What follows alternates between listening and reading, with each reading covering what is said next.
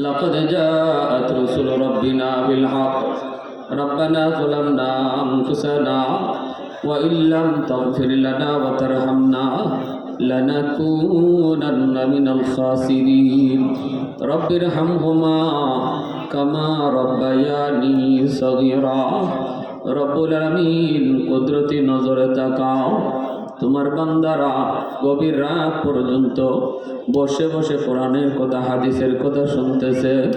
আমলখানা যদি পছন্দনীয় হয় এর উসিলায় জীবনের সব গুনাহ খাতা মাফ ফরমাও।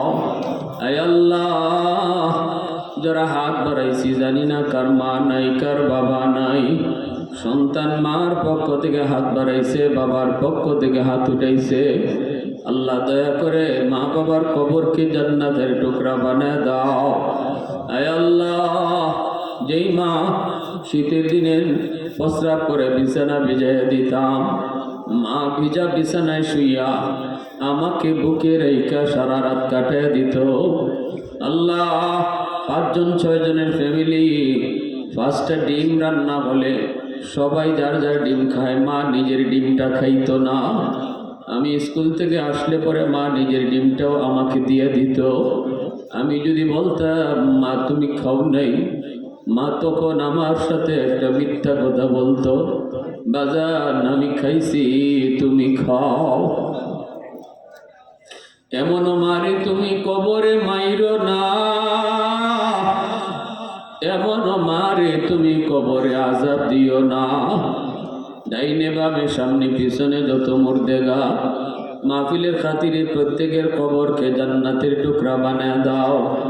আমাদের আম্মা বাজাদের জীবিত নেখায়া দাও, বিবি বাচ্চা ভাই ব্রাদার নেখায়া দাও।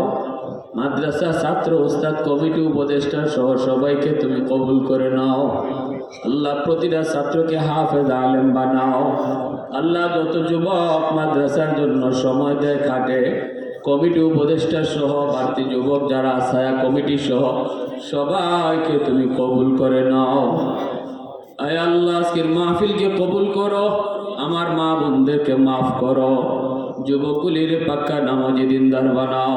সাহায্য সহযোগিতা যে যে নিয়তে করছে আল্লাহ, প্রত্যেকের সাহায্যকে নাজাতের উসিলা বানাও।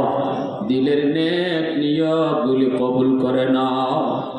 ওয়াসাল্লাল্লাহু তাআলা আলা খাইরি খালকিহি মুহাম্মদ ওয়া আলা আলিহি ওয়া আসহাবিহি আজমাইন।